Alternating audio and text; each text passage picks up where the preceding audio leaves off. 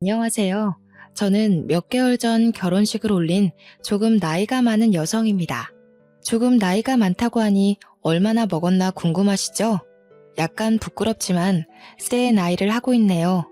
아, 몇 개월 전 올린 결혼식은 재혼이 아니라 초혼입니다. 그래서 좀 더 부끄럽기도 하고요. 어떻게 이 늦은 나이에 운명의 상대를 만나서 결혼하게 되었는지 궁금하시죠? 그 이야기를 풀어보려고 이렇게 사연을 쓰기 시작했습니다. 제 이야기가 재미가 있을지는 모르겠지만 그래도 재미나게 들어주셨으면 좋겠네요. 그럼 이야기를 시작해 보겠습니다. 저는 어떻게든 성공하겠다는 일념 하나로 악착같이 대학을 졸업하고 취업 준비를 했습니다. 27살의 나이에 대기업 공채에 합격해서 무려 15년이라는 세월을 회사 일에만 매진하면서 살았네요. 그 15년 동안 몇 번이고 때려치고 싶다는 욕구가 솟아오를 정도로 힘들고 치사했지만 능력만큼은 출중했기에 승진 또한 빨랐습니다. 동기들 중에 대부분은 결혼하고 그만두고 육아휴직 중에 그만두고 하는 일이 많았거든요. 저는 결혼도 안 했고 당연히 육아휴직도 쓰질 않았으니 그만큼 빠르게 승진이 가능했죠. 거기다가 운도 좀 따랐던 것 같은 게 하는 프로젝트들마다 성과가 꽤 좋았습니다. 자연스럽게 차기 팀장 자리는 제 몫이 될 거다 할 정도로 회사에서 인정받고 있었고요. 그러다 결국 팀장 자리까지 제가 차지하게 되었습니다. 다른 팀들은 전부 남자 팀장인데 저희 팀만 딱 불구의 여자 팀장으로 인정을 받았어요. 다른 동기들은 아직도 과장에 지방 전출에 전전긍긍하는 사람들도 많았고요. 능력을 인정받으니까 얼마나 회사 일이 재밌던지 팀장을 달고 난 이후부터는 눈뜰 사이도 없이 일에만 매달렸습니다. 휴가는 늘 항상 해외로 나가 즐기면서요. 근데 친구들도 하나둘 결혼하고 애도 키우고 하다 보니 점점 저랑 놀아줄 사람이 없더라고요. 유일한 노처녀로 자리를 잡고 나니까 휴가도 혼자 가는 일이 많아지고 주말에 같이 술 먹고 스트레스 풀어줄 친구가 하나 없더라고요. 그렇다고 팀원들 보고 주말까지 같이 놀자고 하는 나쁜 상사는 아니었고요. 나이 40이 넘어가니까 정말 하루하루가 재미없는 일뿐이었어요. 쳇바퀴처럼 돌아가는 회사 일에 짜여 맞춰진 제 일상이 지루했습니다. 새로운 자극이 필요하다고 생각이 들어서 운동도 해보고 그림도 그려보고 취미 생활을 찾아 나섰어요. 그런데 그것도 다 나이가 걸리더라고요. 젊고 화려한 사람들 가운데에 폭삭 늙은 40대가 끼려니 눈치도 좀 보이고 그렇다고 집에만 있자니 좀이 쑤셔서 못 살겠고 그즘 시집 못 간 노처녀라고 집에서나 밖에서나 엄청나게 구박을 받았어요. 저희 팀 실적이 좋아지면 옆 팀에서 셈이라도 나는지 팀원들에게 노처녀 상사 밑에서 고생하니까 그 정도 성적이 나오는 거라며 제 능력을 깎아내리기도 하고요. 명절만 되면 삼촌들이고 고모들이고 저를 물어뜯지 못해서 안달이 난 사람처럼 굴었고요.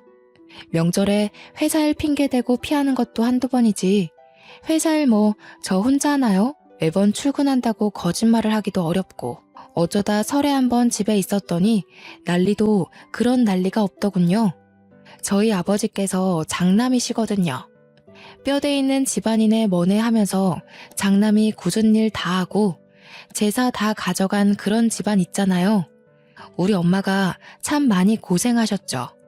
아무튼 설에 저희 집으로 모든 친척들이 다 모인 거예요. 안 그래도 우리 고모들이 저를 벼르고 있었는지 어쨌는지 저를 보자마자 시집은 언제 가냐고 바로 공격을 하시더라고요. 일에 미쳐 사니까 남자가 없는 거 아니겠냐고 잔소리를. 우리 엄마도 저한테 그런 소리를 안 하는데 왜 고모들이 저한테 그러는지 이해가 안 갈 뿐이었습니다. 저보고 뭐라는 줄 알아요? 대기업 팀장식이나 달고 있으면서 얼굴 꼬라지가 그게 뭐냐요. 보톡스나 필러 같은 거 하나 안 맞냐면서 관리를 좀 하라고. 그러다가 젊은 애들한테 치여서 정말 평생 혼자 살아야 된다고 이제 주제 파악을 좀 하라는 거예요. 더 늙으면 애를 낳고 싶어도 못 낳는다. 입만 열면 잔소리를 해대는데 내가 왜 설에 출근을 안 했을까 엄청나게 후회했죠. 거기다가 제가 고모가 셋이나 있거든요.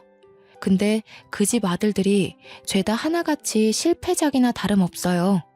하나는 식당 하다가 말아먹은 이후로 빚만 잔뜩이라 일용직 노동자로 살고 있다고 하고, 하나는 툭하면 회사를 때려쳐서 사회생활한 지 꽤 됐는데도 만년 대리. 그것도 중소기업 전전긍긍하면서 그 나이에 대리로 숙이고 산다고 엄청 불쌍한 놈 취급을 해대는데 솔직히 한심하죠. 마지막 하나는 그냥 취업도 포기하고 PC방에서 먹고 놀고 자고 하는 백수나 다름없고요. 그러니 대기업에 팀장직 달고 있는 제가 얼마나 눈꼴 시렵겠어요? 그것도 지들은 다 아들인데 저는 딸이잖아요. 남아 선호사상이 짙게 깔린 이 집 구석에 유일한 딸.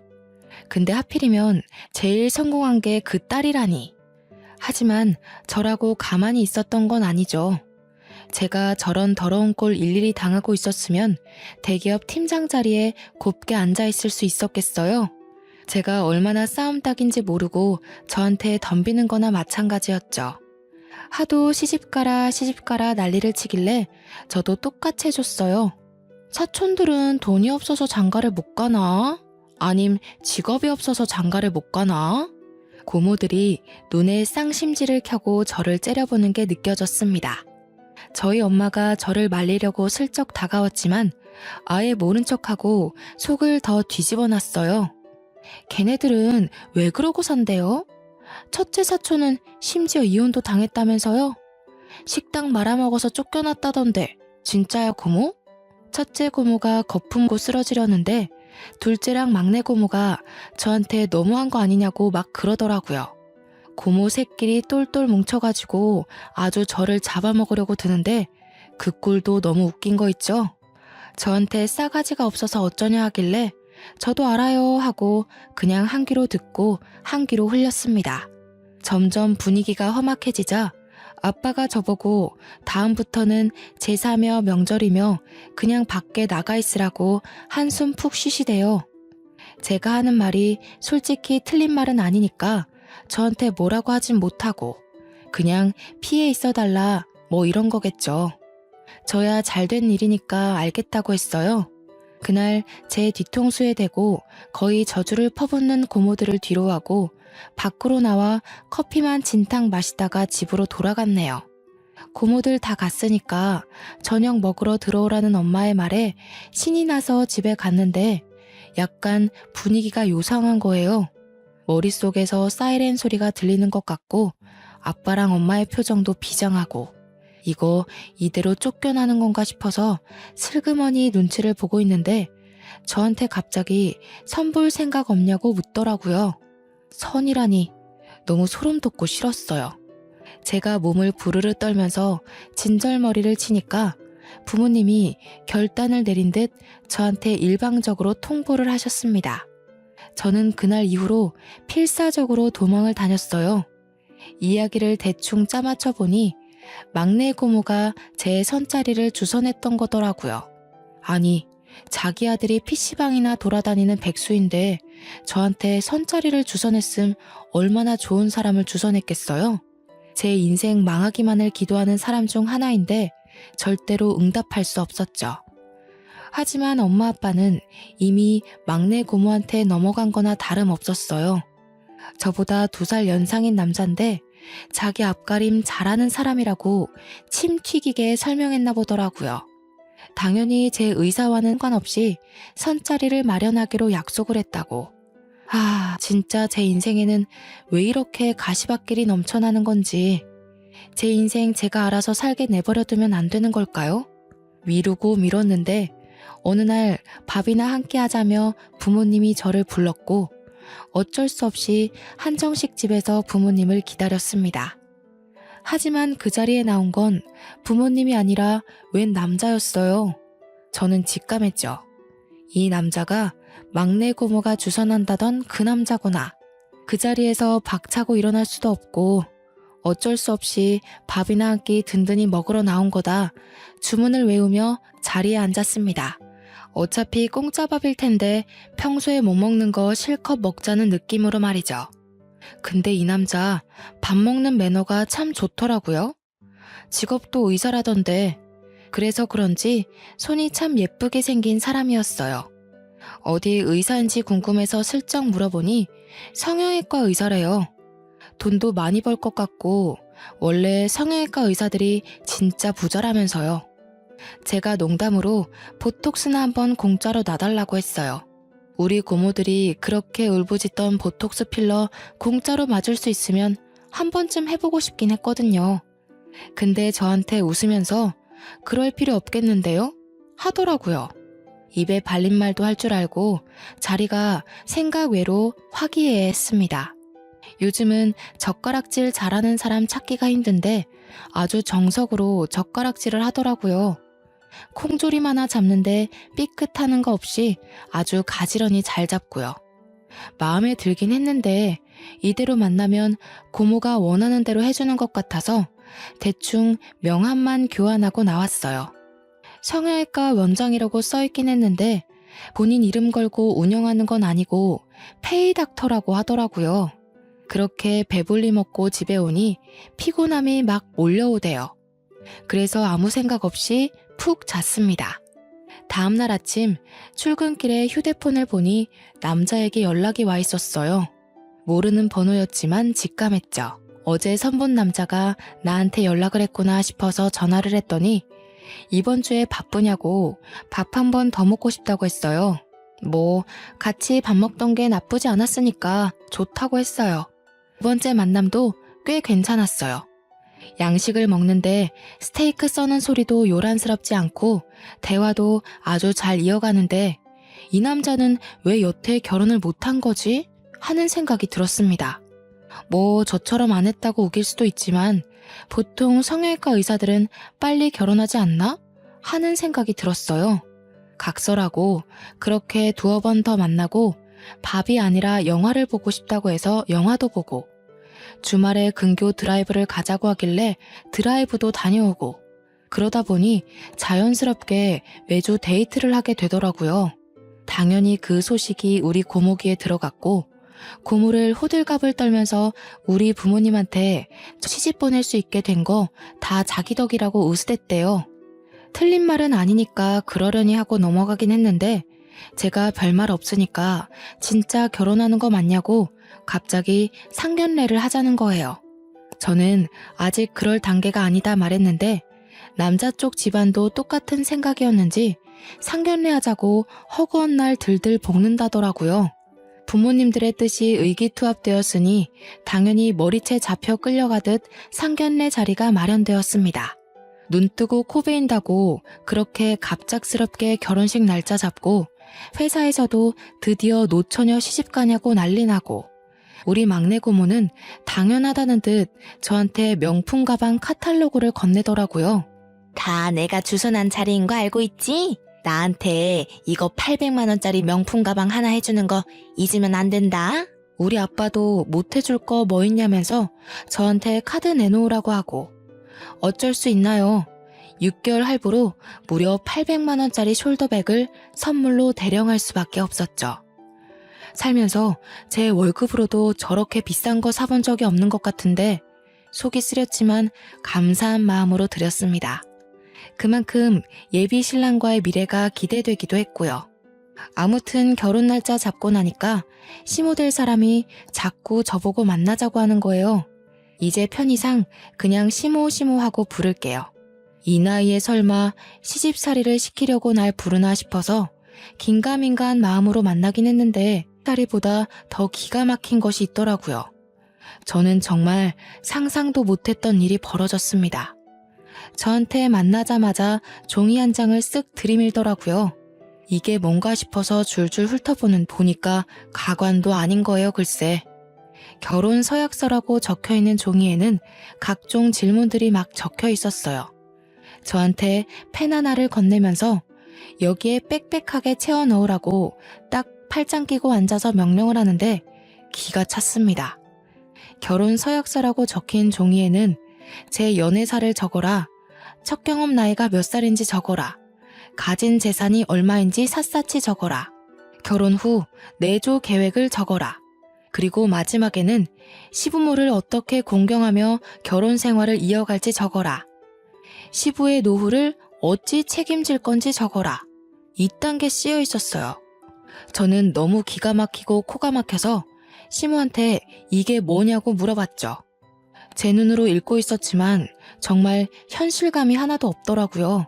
그랬더니 시모가 한다는 소리가 일종의 보험 같은 거래요. 자기는 뱉은 말 무조건 지키는 사람을 좋아한다면서 저한테 약속을 받아내는 거라고, 이대로만 지키면 1등 며느리다 하시는데 도대체 경험 나이가 뭐가 중요하다고 그걸 적으라는 건지 수치심까지 들더라고요. 말도 안 되는 서약서다 싶어서 빤히 내려다보고만 있으니까 얼른 적지 뭐하냐고 닥달을 하더라고요. 이걸 정말 적어가면서까지 해야 되는 결혼인가 고민을 하고 있는데 저한테 한 장을 더 들이밀더라고요. 이것보다 더 기가 막힌 게 있으려나 싶어서 쓱 받았는데 진짜 대기업 갑질도 이렇게는 안 하겠다 싶었습니다. 나머지 한 장의 내용도 궁금하시죠? 그 한 장에는 빼곡하게 가짜는 소리들이 써져 있었어요. 첫째, 아침밥은 꼭 차려준다. 둘째, 우리 아들 셔츠는 출근 30분 전에 무조건 다려놓는다. 셋째, 우리 아들이 신을 양말을 색깔 맞춰서 트렌디하게 매일 아침 골라줘야 한다. 넷째, 의사니까 손 조심할 수 있도록 분리수거, 설거지, 청소 같은 일을 시키지 않는다.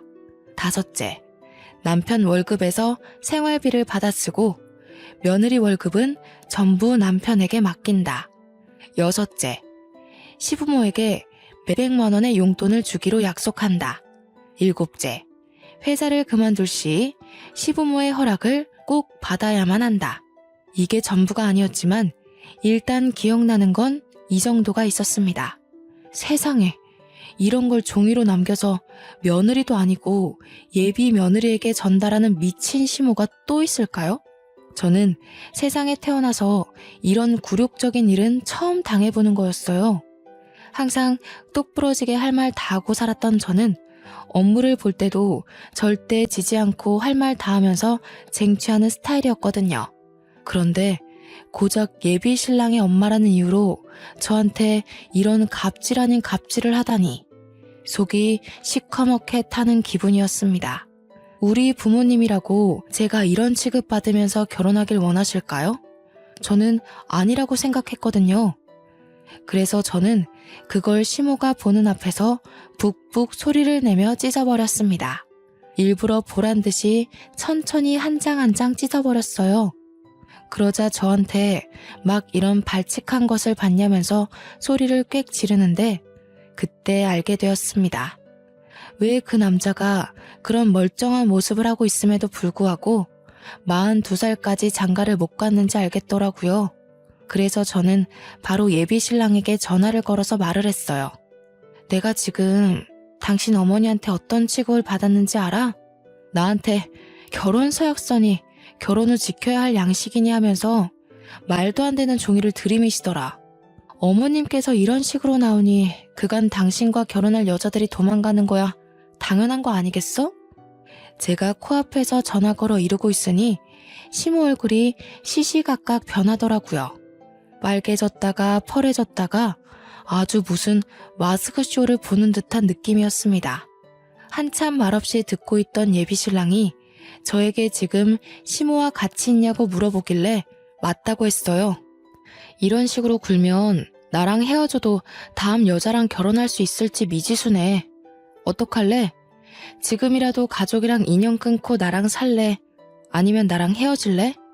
제가 대놓고 고르라고 하니 시모가 기겁을 하면서 지금 무슨 소리를 하는 거냐고 막 따지고 들었어요.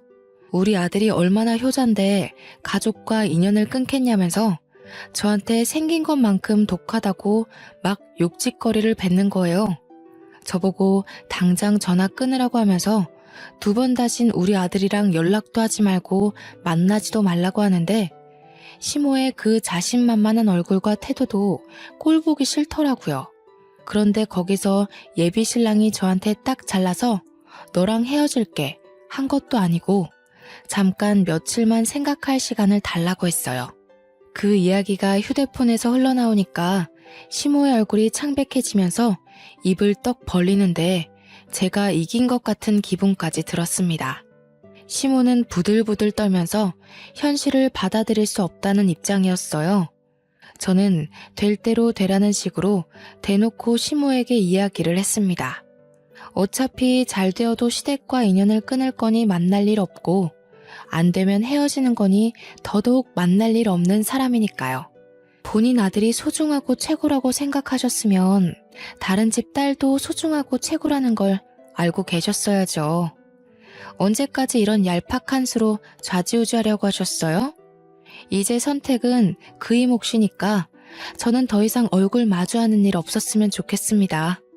아니, 잠깐. 내가 경솔했어. 아무리 그래도 그렇지 어떻게 자식과 부모 간의 연을 끊으려고. 제가 선택했나요? 그이가 선택할 몫인걸요.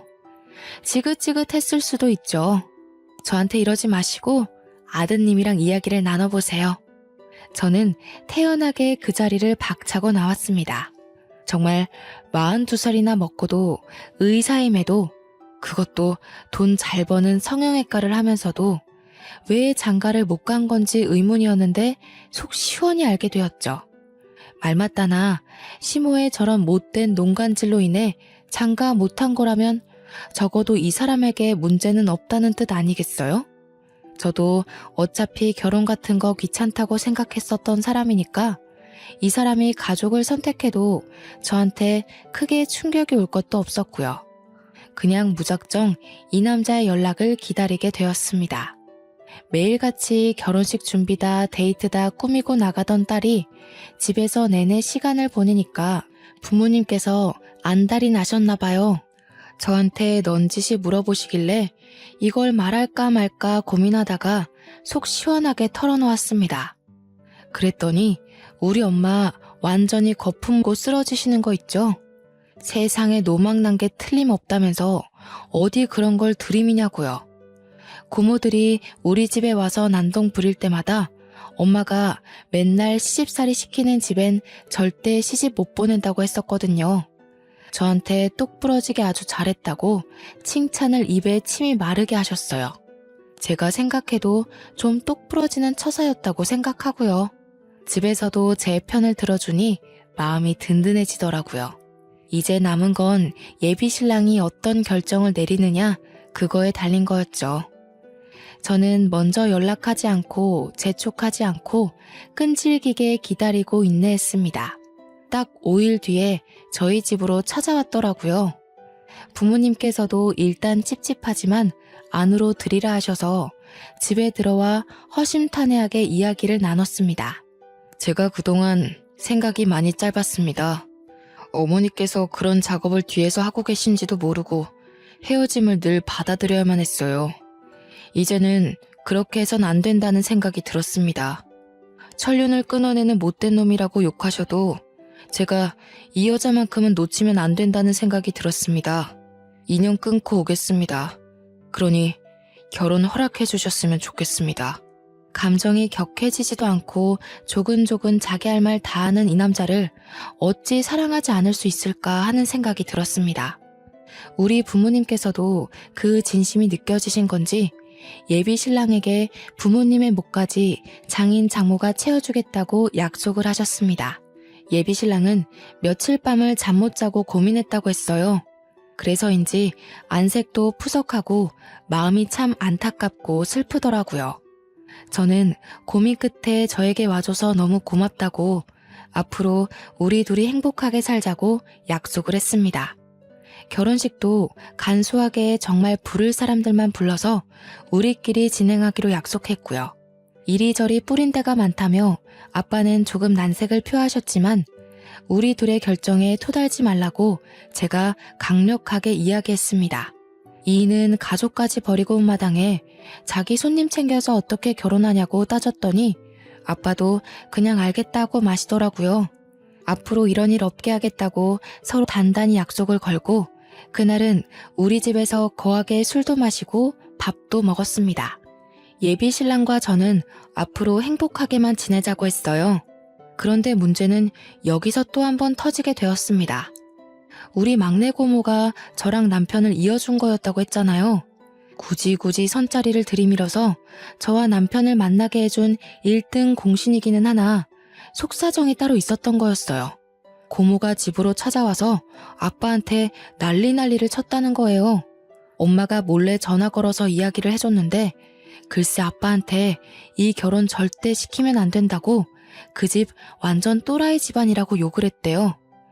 아빠는 이게 또 뭔 소린가 싶어서 이야기를 잠자코 들었대요. 근데 막내 고모가 한다는 소리가 그 집 시어머니가 엄청난 집착쟁이고 아들이라면 치마폭에 쌓아 키워가지고 거의 아들 스토킹하는 수준이라고 욕을 했대요. 제가 시집가면 그 집에서 평생 종노릇 해야 될 거라면서 절대 결혼시키면 안 된다고.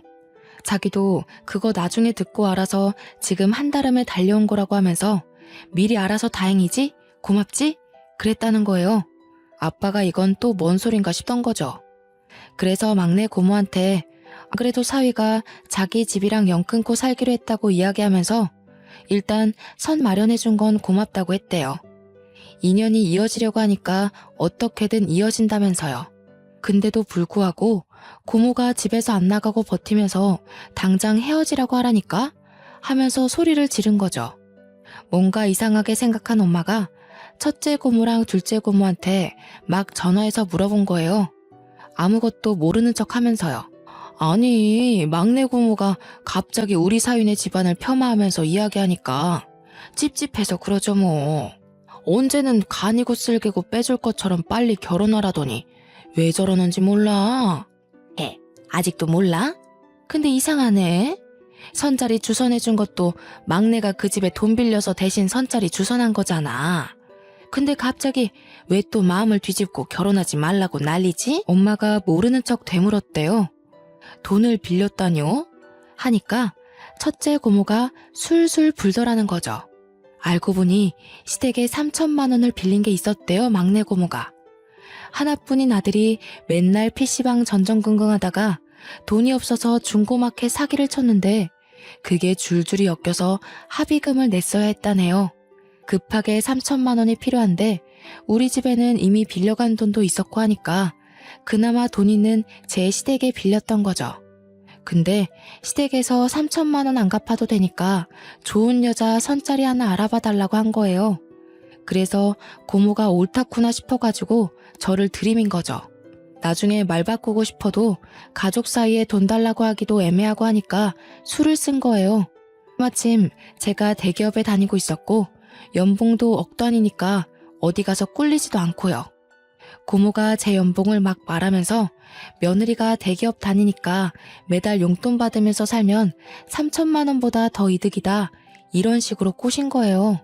예비시댁도 계산기 두드려 보니 틀린 말도 아니고 거기다가 한 번 만나고 오니 아들도 제가 좋다고 하고 그래서 시댁에서 좋다고 저 소개받고 3천만 원의 빚을 탕감해 주기로 했는데 그 결혼 서약서 때문에 모든 게 틀어진 거예요. 아들이랑 며느리 피 빨아먹으면서 노후 떵떵거리고 살겠다 싶었는데 아들이 뜬금없이 결혼 성공하고 싶다며 부모와 절연을 선언해버렸으니까요. 그러니까 막내 고모한테 그 불똥이 팍 튄 거죠. 너 때문에 다 망했다. 다 우리 아들 돌려내라. 파혼시켜라. 어떻게든 이 결혼 못 막으면 너 나한테 3천만 원 당장 갚게 될 줄 알아라 하면서요. 고모는 단돈 3천만 원 때문에 저를 팔았다가 지금은 수습하느라 계속 저희 집에 찾아와서 제 결혼을 뜯어말리는 거였고요. 사건의 전말을 알게 된 부모님께서는 800만 원짜리 가방 괜히 사줬다면서 당장 그거부터 찾아오자고 하셨습니다. 저는 사건이 하루 걸러 마구마구 터지니까 정신이 없었어요. 그 와중에 저를 3천만 원에 팔아먹고 저한테 800만 원짜리 명품백까지 뜯어낸 막내 고모를 경멸하게 된 건 당연한 거고요. 제 이야기를 들은 예비신랑도 진짜 표정이 딱 굳어버리는데 무섭더라니까요. 아빠가 안 그래도 고모네 집 찾아간다고 벼르고 있는데 막내 고모가 또 집으로 찾아왔더라고요. 하필이면 제가 집에 있을 때 찾아와서는 저한테 막 이 결혼하지 말라고 난동을 치는 거예요. 저희가 3천만 원에 대한 속사정을 모르는 줄 알고 저한테 막 예비 신랑 험담까지 하는데 우리 엄마가 참다 결국 폭발하고 말았죠. 아니 신우, 너무한 거 아니에요? 우리 딸한테 선자리 주선한 것도 그 3천만 원 때문이라면서요. 근데 이제 와서는 3천만 원 갚으라니까 결혼하지 말라고 난동을 부려요? 아니, 올케가 그걸 어떻게 알았어요? 내가 진짜 일이 꼬일라니까 한도 끝도 없이 꼬이네. 사정 다 알았으니까 내가 솔직하게 이야기할게요. 그 집에 3천만 원 대신 갚아줘요, 그럼. 저는 완전히 벙쪘죠. 그 돈 빌려다가 아들내미 합의금으로 써놓고 이제 와서 왜 우리 보고 보따리 내놓으라는 격인지 제가 코웃음을 뻥치니까 막내 고모가 씩씩거리면서 저보고 너만 아니었으면 일이 이렇게 꼬일 것도 없었다고 하더라고요. 솔직히 그 서약서가 뭐가 어떻고 어떻다고. 그냥 네네 하고 받으면 되지. 그걸 따박따박 따지고 들어서 일을 이렇게 만들어? 이래서 여자가 사회생활 오래 하고 그러면 피곤한 거야. 아무리 그래도 집안 어른인데 네가 그러면 되겠니? 고모가 돈 갚아야 해서 이러는 거지. 내가 잘못한 거 하나도 없거든요. 선택은 신랑이 한 거지 제가 종용한 게 아니라고요. 그리고 그 3천만 원을 왜 우리가 갚아요? 고모 아들이 사고 쳐서 합의금 낸 건데 우리가 왜 갚아주냐고요. 고모가 저한테 삿대질을 하면서 저리 정이 없냐고 돈도 잘 버는 게 돈 좀 주면 안 되냐 막 그러는데 진짜 사람이 이렇게 뻔뻔할 수도 있는 건지. 그 말을 듣던 아빠가 화가 머리끝까지 차오르셨는지 막내 고모한테 지금 당장 나가라고 꼴도 보기 싫다고 소리치니까 그제서야 좀 목소리가 줄어들더라고요. 우리 아빠 진짜 무서운 사람이긴 하거든요. 동생들한테 한없이 다정하고 착하게 굴다가도 수틀리면 눈도 안 마주치고 끝까지 꽁에 있는 그런 사람이요. 3천만 원만 갚아주면 당장 나간다니까. 내가 오죽하면 이러겠냐고 오빠. 이게 아직도 정신 못 차리고 무슨 소리라는 거야 진짜. 우리 딸이 너한테 800만 원짜리 가방 사준 것도 내가 다 알고 있다고. 그걸 네가 무슨 자격이 있어서 받아? 그 가방부터 내놔. 그러니까 고모 얼굴이 새하얗게 변해서는 우물쭈물 하더라고요. 암만 그래도 800만 원짜리 가방을 빼앗기긴 싫겠죠. 그러면서 아주 얄밉게 이야기를 하더라고요. 내가 급전이 필요해서 그 가방 팔아서 없어. 800만 원짜리라더니 금매로 파니까 500만 원밖에 안 주더라. 이왕 받을 거 더 큰 걸로 받았으면 이런 일도 없었을 텐데. 너 지금 그걸 말이라고 하는 거야? 당장 따라 나와. 고모네 집이 우리 집이랑 동만 다른 같은 아파트였거든요.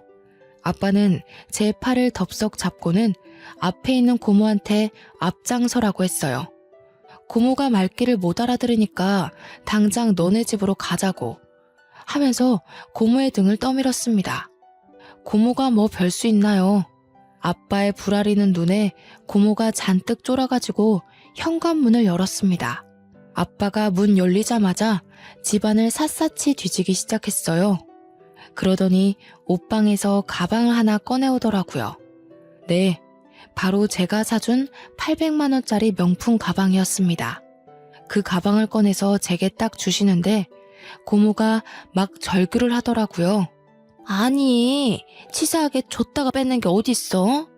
그리고 따지고 보면 내 덕에 둘이 결혼하는 건 맞잖아. 그 가방 내 거야. 소란 피우지 말고 얌전히 있어. 이거 사주라고 내 딸한테 말한 게 쪽팔리다 쪽팔려. 그러면서 저한테 이거 환불하기 늦었냐면서 저보고 가지라고 던져주었어요. 제 돈으로 산 거니까 제가 갖는 게 맞죠 뭐. 팔았다고 거짓말한 것도 가방 빼앗기기 싫어서 마지막 발악을 한 것 같은데 결국엔 찾아내서 가지고 오니까 고모가 막 매달리더라고요. 저한테 이미 준 거 아니냐고 제발 달라고 막 애원을 하는데 이깟 가방이 뭐라고 이렇게까지 하나 싶었습니다. 제 바지가랑이 붙잡고 매달리는 고모의 손을 아빠가 탁 쳐내더니 그러길래 남의 일에 뭐 그리 참견을 해대냐며 잔소리를 퍼부었습니다. 저는 속으로 얼마나 고소했는지 몰라요. 고모들이 매 명절마다 찾아와서 잔소리할 때 아빠는 그냥 듣고만 있었는데 그게 마음에 다 쌓여 있었나 봐요. 우리 딸은 너희 아들이랑 달리 사고도 안 치고 똑부러지게 자기 할 일 다 하는 녀석이라고 하면서 이깟 가방 네 아들 보고 사달라 해라 하시는데 엄마도 뒤에서 엄지척 하시고 저도 아빠에게 새로운 모습을 본 것 같아서 속으로 박수를 막 쳤습니다. 아빠가 딱 쐐기를 박으셨어요. 너 그 3천만 원 갚을 때까지 내 눈앞에 띄기만 해봐 아주.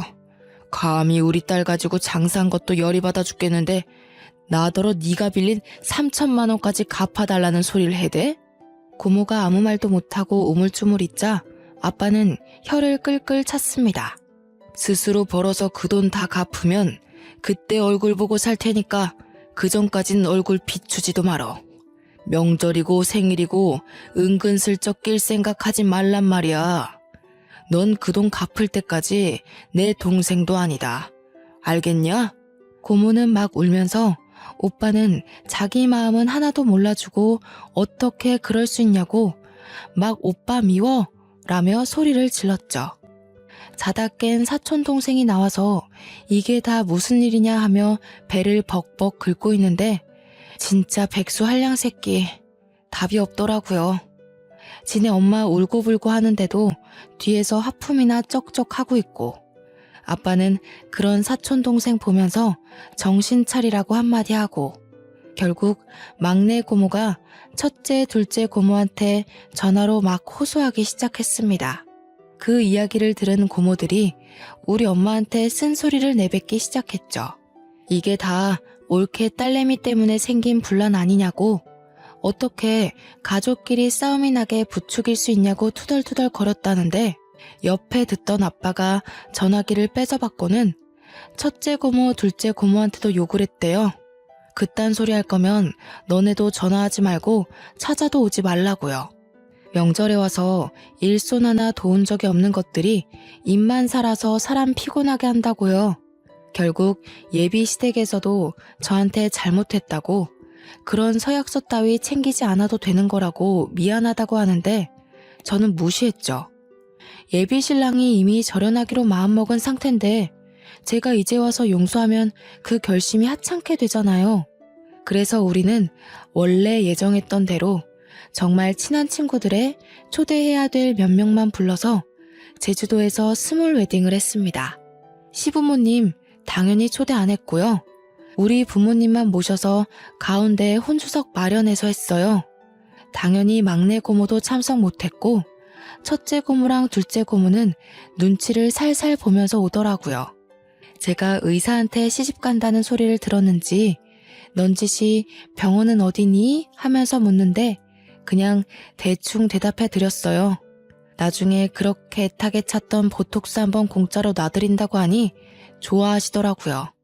결혼하고 한 3개월 지나니까 은근슬쩍 고모들 통해서 막내 고모가 우리 신혼집 궁금해하시고 어떻게 사냐고 물어본다고 하더라고요. 첫째 고모가 우리 엄마 편에 찰싹 붙어선 걔는 아직도 정신 못 차리고 왜 그런다니 하길래 진이 빠진 저희 엄마는 그냥 그러게요 하면서 대꾸해주고 말았다고요. 아빠는 고모들한테 신신당부를 했네요. 절대 막내한테는 입번 끝도 하지 말라고 말이죠. 어디 사는지 아는 순간 너네부터 인연 끊길 줄 알아라 협박도 하시고요. 덕분에 저희는 아직도 시댁에 간섭 없이 잘 살고 있습니다.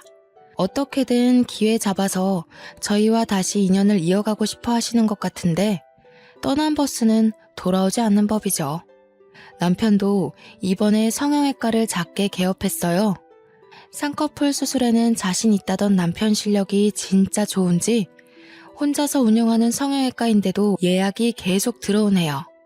벌써 남편과 행복하게 지낸 지 1년이 다 되어가요. 생각보다 시간이 정말 빠르더라고요. 깨를 볶다 보니 1년이란 시간이 지났고 저희는 슬슬 2세도 준비해 보려고 합니다. 물론 나이가 조금 있어서 난임 클리닉을 다녀야 할 것 같지만 그래도 충분히 가능성이 있다고 하니까 포기하면 안 되겠죠? 시험관 시술이 많이 아프다고 해서 걱정도 조금 들지만 용기를 가지고 시도해 보려고 합니다. 그때 제가 만약 서약서를 찢어버리지 않았다면 지금 같은 행복은 없었겠죠? 저를 믿고 저를 선택해준 남편에게 다시 한번 고마움을 느껴요. 헌신도 제 짝이 있다고. 제 짝은 지금 남편이 틀림없는 것 같습니다. 막내 고모의 주선 덕분에 얻은 짝꿍이지만 그 부분은 틀림없이 제가 고마워해야 하는 거 맞겠죠? 물론 지금 당장엔 고마움을 이야기할 마음은 없고요. 우리 막내 고모가 저한테 퍼부었던 잔소리를 생각하면 아직 좀 더 당해도 될 것 같습니다. 제가 속이 좁다고 느껴지실지 모르겠지만 근래에 얼마나 사이다를 먹은 것 같은 느낌인지 첫째 고모, 둘째 고모도 우리 엄마한테 설설 기는 걸 보면 아주 속이 시원해요. 여러분도 본인의 짝과 행복하신가요? 틀림없이 행복하실 거라고 생각할게요. 추운 날씨에 짝꿍 옆구리 꼭 붙잡고 행복한 하루를 보내시기 바라겠습니다. 연말인데 부부 동반으로 즐겁게 보내시고 솔로라면 빛이 나는 솔로 생활을 즐겨보세요. 제 이야기는 여기까지입니다. 들어주셔서 정말 감사합니다.